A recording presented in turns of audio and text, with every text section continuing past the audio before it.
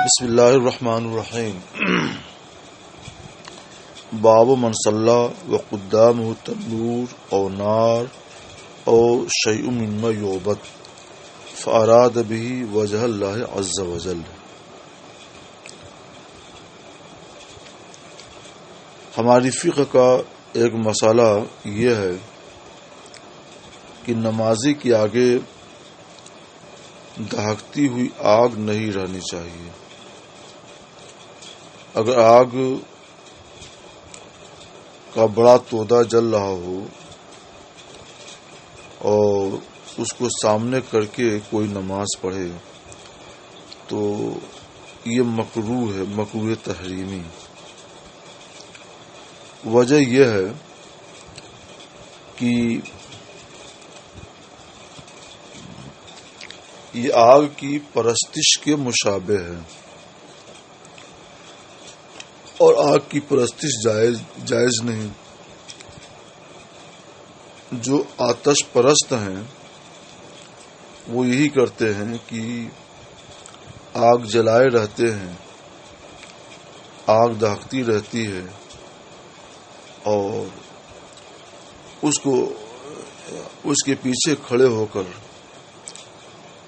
اور آگ کو آگے کر کے اپنے مخصوص انداز سے اس کی پوجا اور اس کی پرستش کرتے ہیں۔ اللہ کے سوا کسی کی عبادت نہیں، کسی کی پرستش نہیں۔ اگر کوئی ان کے اس عمل اور ان کے شعار کو پسند سمجھ کر ایسا کرے تب تو اسلام سے ہی ہاتھ دھو بیٹھے گا، لیکن کوئی ایسا نہیں کرتا تو کم سے کم تشبہ ضرور ہوگا، مشابہت آتش پرستوں سے، اور اس لیے یہ ناجائز و مکروہ تحریمی ہے۔ یہ مسئلہ ہے مذہب حنفی کا۔ امام اعظم ابو حنیفہ رحمۃ اللہ علیہ نے یہ موقف اختیار کیا۔ اس کے برخلاف امام بخاری رحمۃ اللہ علیہ کے ترجمۃ الباب اور احادیث باب سے یہ بات واضح ہوتی ہے کہ ان کے نزدیک اگر سامنے آگ ہو تو آگ جل رہی ہو، دہک رہی ہو، تو اس سے نماز کی صحت پر کوئی اثر نہیں پڑے گا اور نماز بلا کراہت صحیح و درست ہوگی۔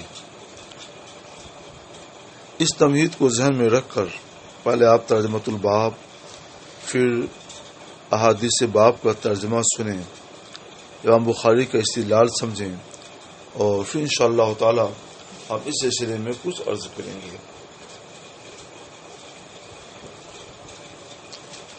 باب جس نے نماز پڑھی اس ہوا و حالیہ ہے، جس نے اس حال میں نماز پڑھی اس کے آگے تنور جل رہا ہو، تنور ہونے سے مراد تنور جل رہا ہو، اگر تنور بجھا ہوا ہے تو کوئی بات نہیں، اور نار یہ آگ ہو، یعنی اور نارن تشتعل، یہ آگ ہو جو جسے شعلے نکل رہے ہوں، اور شیء مما یعبد، یا کوئی بھی ایسی چیز ہے اللہ جس کی اللہ کے سوا جس کی کچھ لوگ پوجا کرتے ہیں، پرستش کرتے ہیں۔ فاراد بھی وجہ اللہ عز وجل، اور اس سے مراد اللہ عز وجل کی رضا ہو۔ ابن شہاب زہری کہتے ہیں کہ انس بن مالک نے مجھے بتایا کہ نبی کریم صلی اللہ تعالی علیہ وسلم نے فرمایا، عرضت علی النار، میرے سامنے آگ پیش کی گئی اور میں نماز پڑھ رہا تھا۔ یہ حدیث اس سے پہلے کئی بار گزر چکی ہے۔ یہ حدیث حضرت اسماء بنت ابی بکر صدیق کی،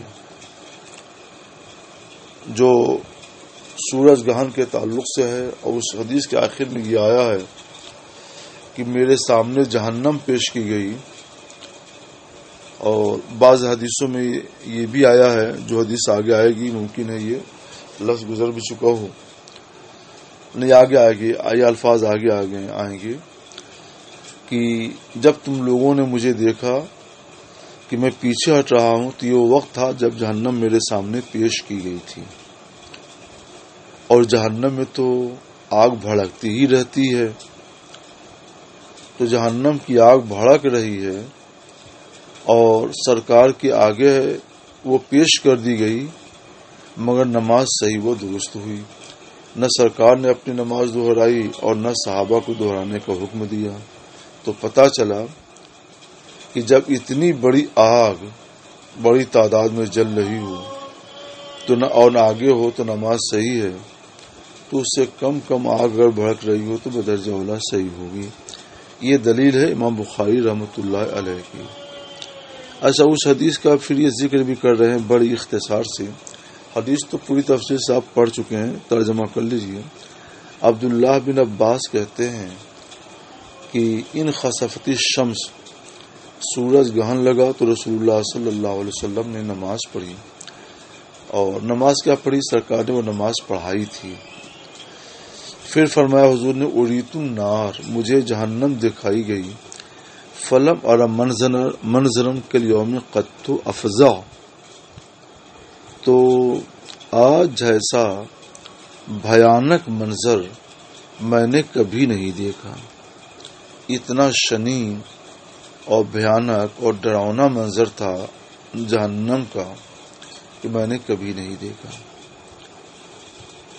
تو یہ باب ہی پہ ختم ہو جاتا ہے۔ ایک تعلیق ہے، ایک حدیث ہے، تعلیق کا بھی حاصل وہی ہے،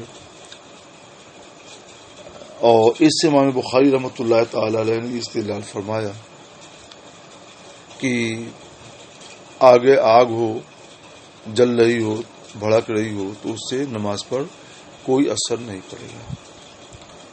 ہم یہ سمجھتے ہیں کہ جہنم میں اور دنیا کی آگ میں بڑا فرق ہے۔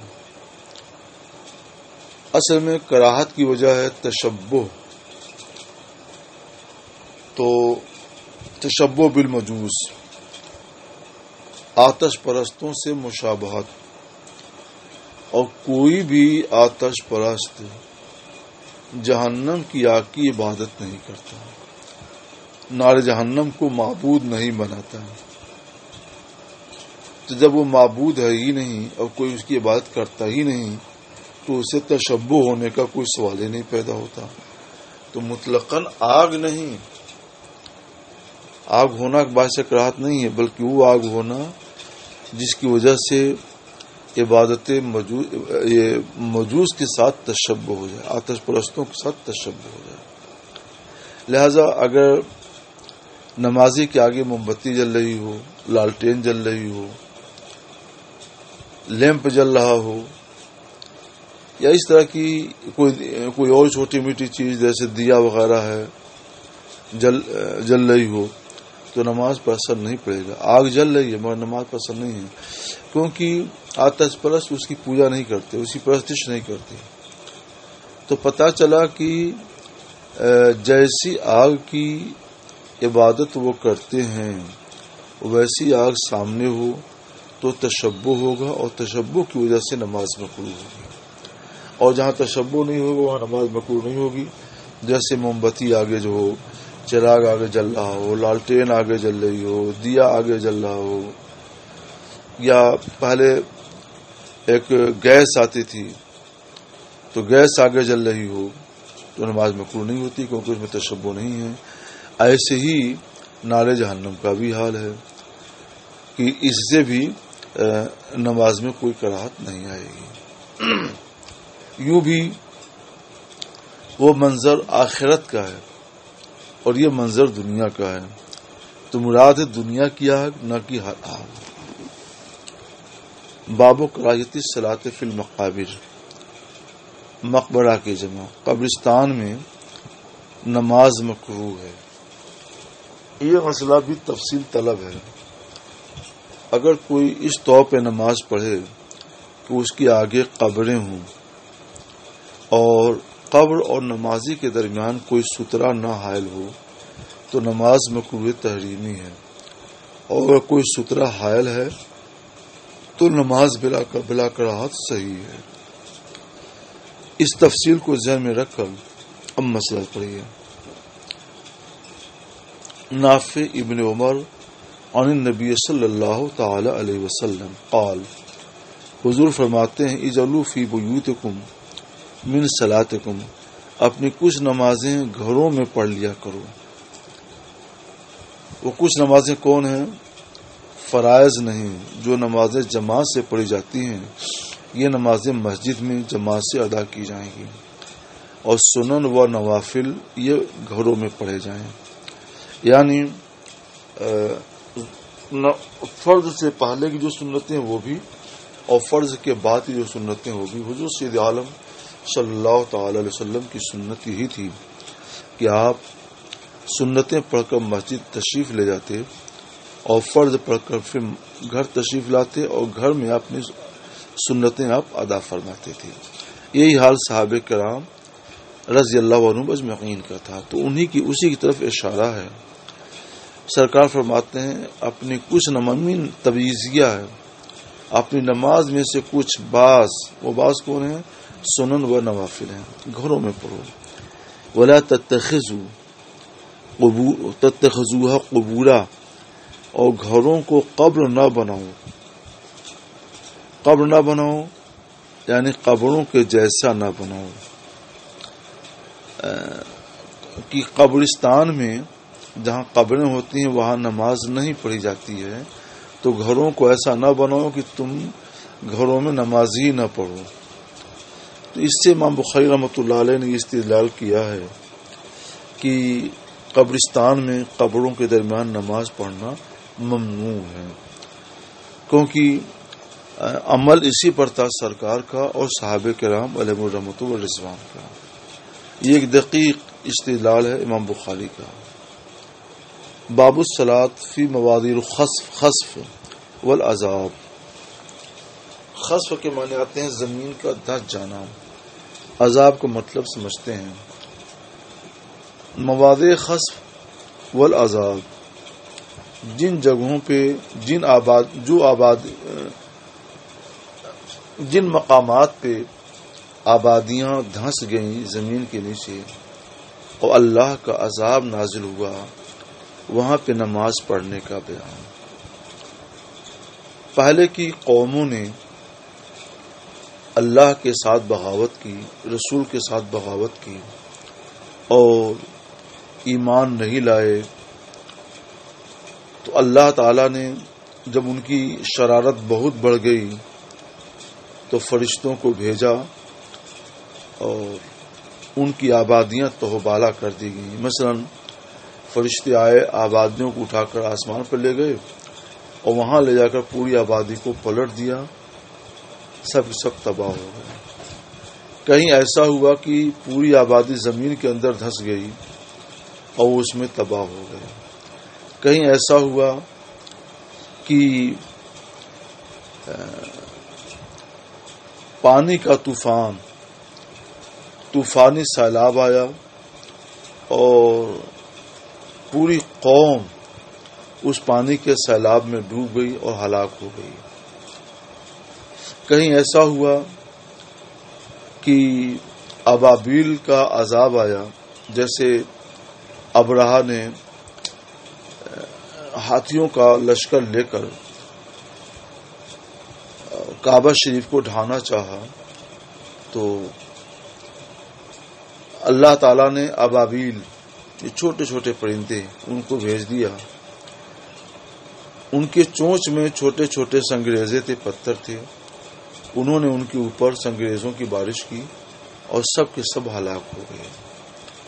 جس مقام پر مکہ معظمہ سے قریب میں جس مقام پر یہ لوگ ہلاک ہوئے تھے، جس وادی میں یہ لوگ ہلاک ہوئے تھے، اس وادی کا نام ہے وادی محصر، اور یہ ایک مخصوص وادی ہے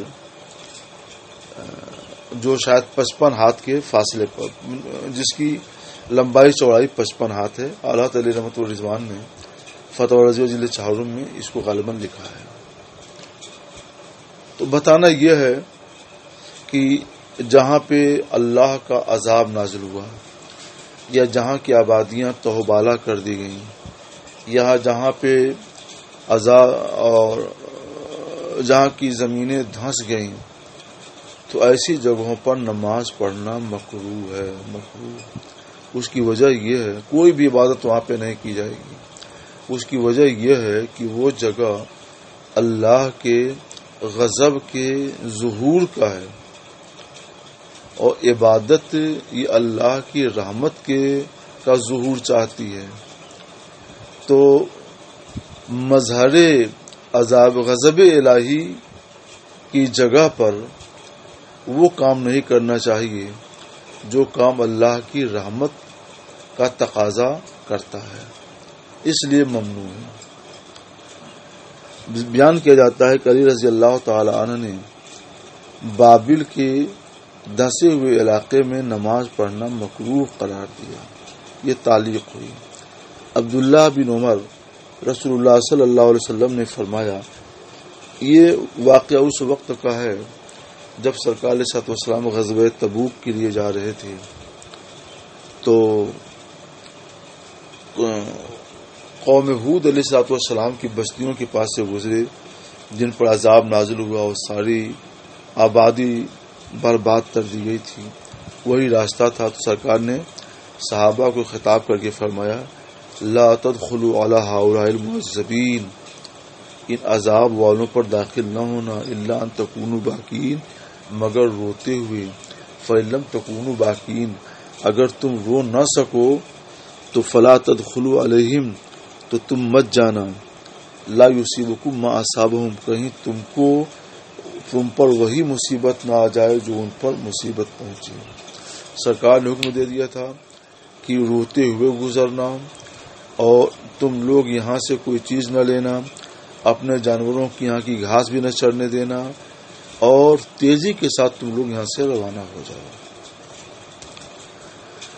وادی محصر جہاں ابرہہ پر اللہ کا عذاب ابابیل کے ذریعے نازل ہوا تھا، تو جب مزدلفہ سے روانہ ہوئیے تو مزدلفہ اور منا کے بیچ میں وہ وادی محصر آتی ہے.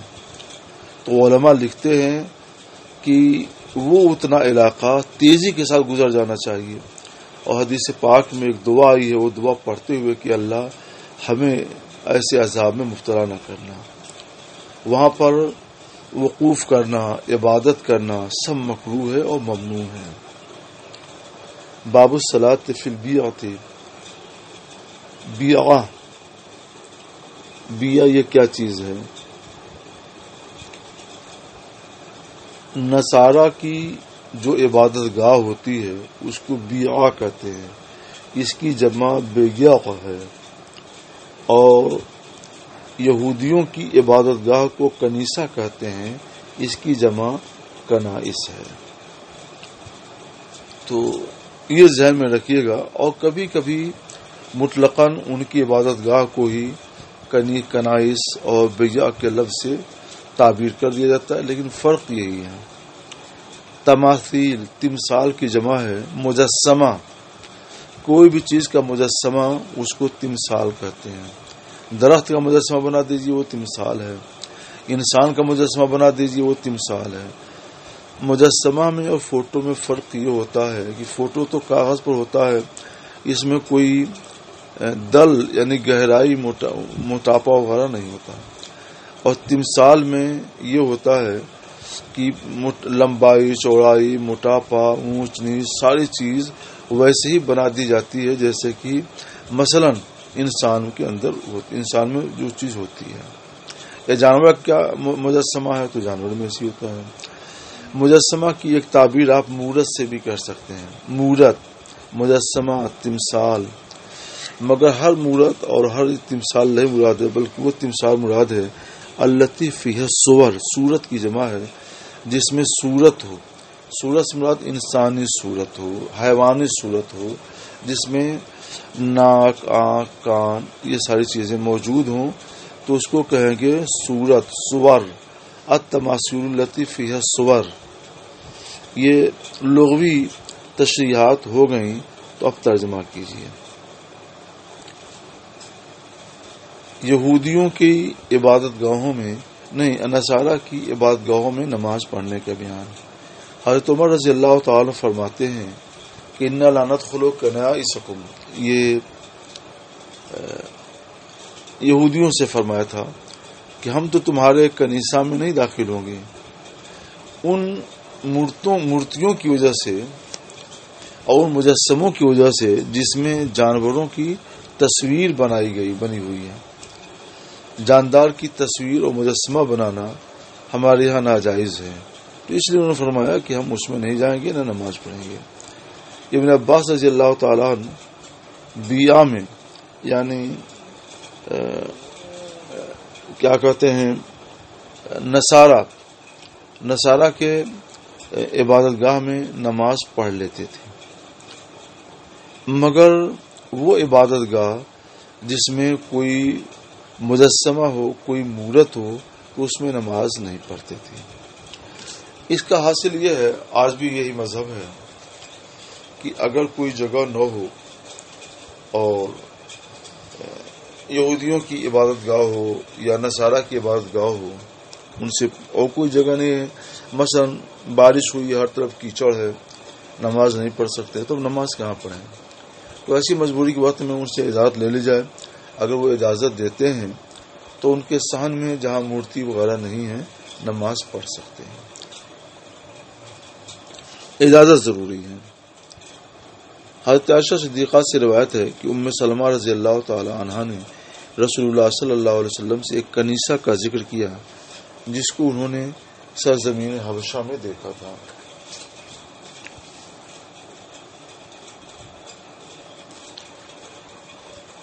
جس کو انہوں نے زمین حبشہ میں دیکھا، یہ ملک حبشہ میں دیکھا تھا۔ اس کنیسہ کا نام تھا ماریا۔ فذکرت لہو ما رأت فیہا من الصور، تو انہوں نے سرکار سے اس کنیسہ کی تصویروں کا ذکر کیا کہ اس میں انسانوں کے تصویریں لگی ہوئی ہیں۔ تو رسول اللہ صلی اللہ علیہ وسلم نے اس کی تاریخ بتائی۔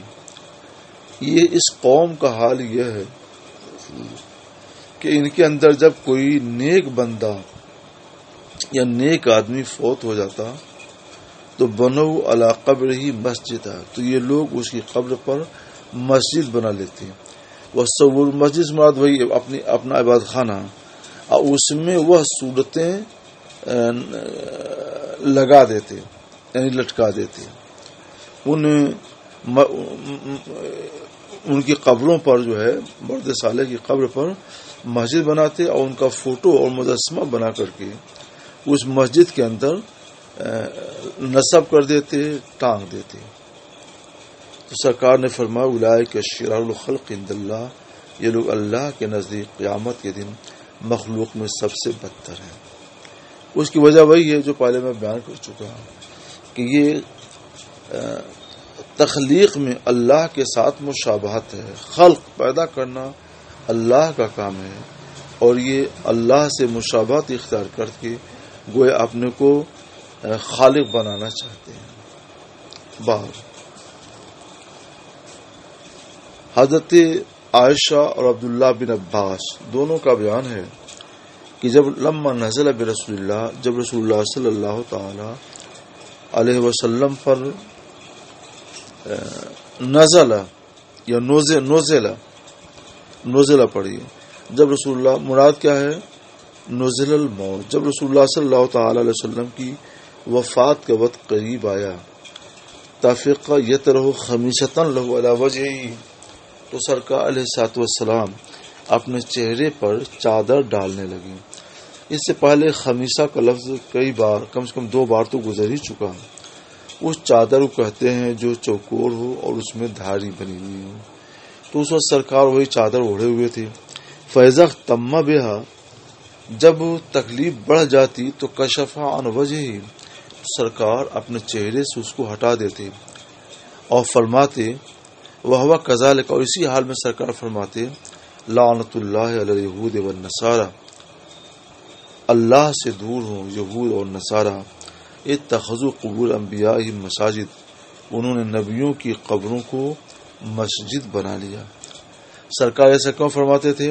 تب یہ راویان حدیث کہتے ہیں اتخذوا قبور انبیائہم مساجد، تک تو سرکار کا ارشاد ہے، اور یحذر ما صنعوا، یہ ارشاد ہے حضرت عبداللہ بن عباس اور حضرت عائشہ صدیقہ رضی اللہ تعالیٰ عنہ کا۔ سرکار ایسا کیوں فرماتے؟ آخری وقت میں ڈرا رہے تھے اس سے جو انہوں نے کیا، ان کے عمل سے ڈرانے کے لیے سرکار نے ایسا کیا۔ کیا مطلب اس کا ہوا کہ سرکار نے فرمایا لعنت اللہ علی الہود والنصارى، تاکہ امت کو یہ ہدایت حاصل ہو کہ اگر امت نے میری قبر کے ساتھ ایسا کیا تو پھر ان کے لیے بھی وہی لعنت والی بات آئے گی، لہذا میری امت وہ کام نہ کرے جو یہود و نصارہ نے کیا اور اس سے بچے۔ لہذا سرکار علیہ الصلوۃ والسلام کا مزار تو بنا ہے، روضہ تو بنا ہے، لیکن اس کو مسجد نہیں بنایا گیا۔ اور سرکار علیہ الصلوۃ والسلام کے روضہ کی تعمیر کا ذکر بھی حدیث بخاری شریف کے اندر موجود ہے۔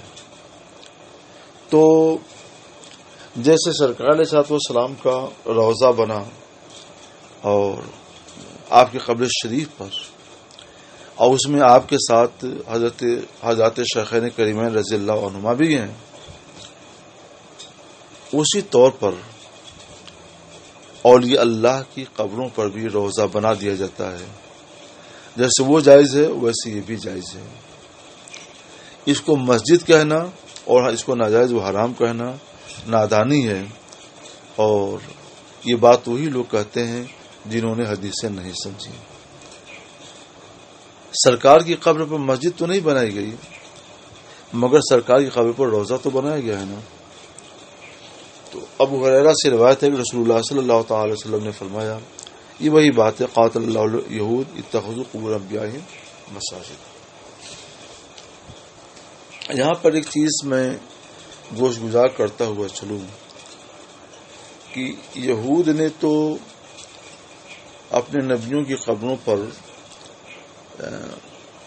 مسجدیں بنائیں، یعنی عبادت گاہیں بنائیں، لیکن نصارہ نے تو نہیں بنایا، کیونکہ نصارہ کے نبی حضرت عیسیٰ علیہ السلام ہیں، اور ہمارے عقیدے کے لحاظ سے جو عقیدہ حقہ ہے، عیسیٰ علیہ السلام آسمان پر اٹھا لیے گئے اور اب بھی زندہ ہیں، تو ان کی قبر نہ ان کی قبر ہے نہ ان کی قبر پر کوئی مسجد ہے، تو ان کی طرف سرکار نے کیسے نسبت کر دی کہ اتخذوا قبور انبیائہم مساجد؟ تو اس کا جواب یہ ہے کہ یہ لوگ ان کا فوٹو اور ان کا مجسمہ رکھتے ہیں مسجد بنا کر کے اور اس کی پرستش کرتے ہیں، تو اس حیثیت سے اس کو مسجد کہا گیا ہے۔